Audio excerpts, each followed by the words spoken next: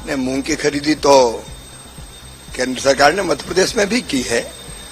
जिन राज्यों ने खरीदी की मांग की है तो पीएसएस योजना के अंतर्गत मूंग की खरीदी की अनुमति भी केंद्र सरकार ने मध्य प्रदेश में दी थी और मूंग की खरीदी मैं समझता हूं करीब करीब पूरी हो चुकी है। सोयाबीन की खरीदी को लेकर किसान आवाज उठा रहे हैं, उसको कांग्रेस हवा देने की प्रयास कर रही है।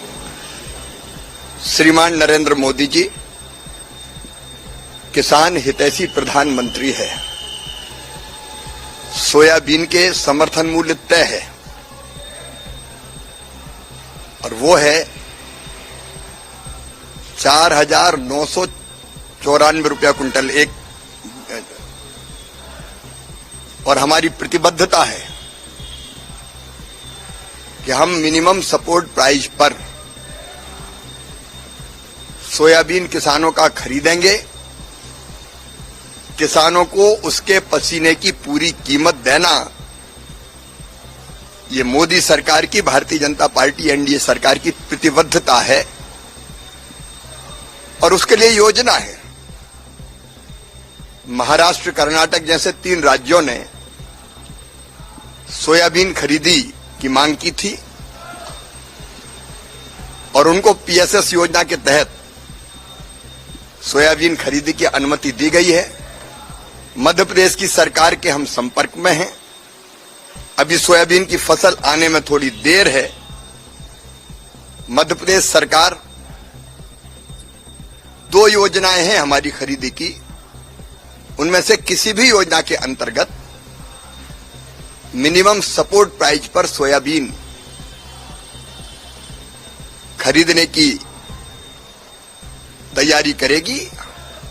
हम तत्काल अनुमति देंगे क्योंकि तो मोदी जी की प्राथमिकता है किसान को उसके उत्पादन का ठीक दाम देना। तो ये फसल आने में देर है और प्रदेश सरकार से हमारे अधिकारी संपर्क में हैं और जल्दी फैसला होगा। मैं मध्य प्रदेश में किसान भाइयों को भी आश्वस्त करना चाहता हूं और मध्य प्रदेश के सहित अन्य राज्यों में भी कि जो मिनिमम सपोर्ट प्राइस हमने तय की है उस पर जो सरकार की योजना है, क्योंकि खरीदी हम राज्य सरकार के साथ ही मिलकर करते हैं, तो राज्य सरकार जैसा चाहेगी तत्काल खरीदने की अनुमति दी जाएगी। विदेश दौरे पर हैं जहां कई प्रकार के बयान दे रहे हैं, आरक्षण से लेकर आरएसएस भारतीय जनता पार्टी तक में कई प्रकार के आरोप भी लगाए। आरक्षण को लेकर बोला कि भारत एक निष्पक्ष जगह होगा तब हम आरक्षण खत्म करने के बारे में सोचेंगे। राहुल जी नेता प्रतिपक्ष हैं और नेता प्रतिपक्ष का पद होता है जिम्मेदारी का पद। मैं राहुल जी को याद दिलाना चाहता हूं जब श्रीमान अटल बिहारी वाजपेयी जी नेता प्रतिपक्ष थे, मनमोहन सिंह जी प्रधानमंत्री, नरसिम्हा राव जी प्रधानमंत्री हुआ करते थे, नरसिम्हा राव जी, तब भारत का प्रतिनिधित्व अटल जी करते थे। कई मामलों में देश के बाहर कभी भी नेता प्रतिपक्ष ने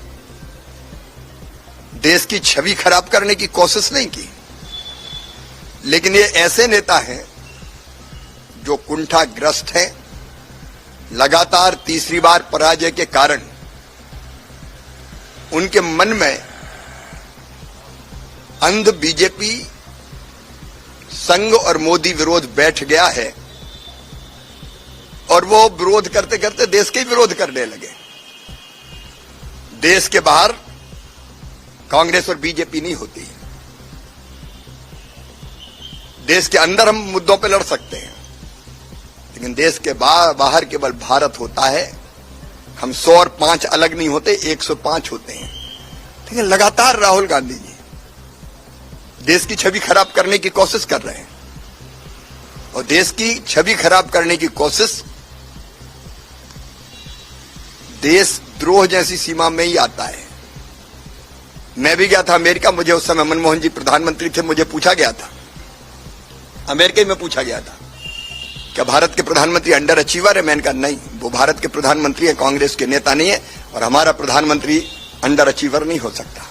एक भावना आखिर राष्ट्र प्रेम की होती है और संविधान पर हमले किसने किए? इमरजेंसी कौन ने लगाई?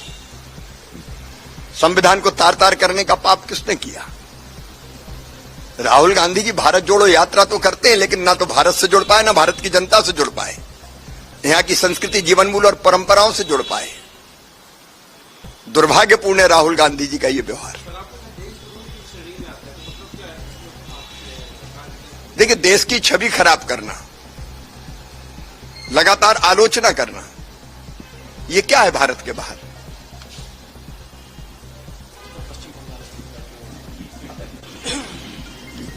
अरे मैं सोयाबीन में कंफ्यूज हो गया था।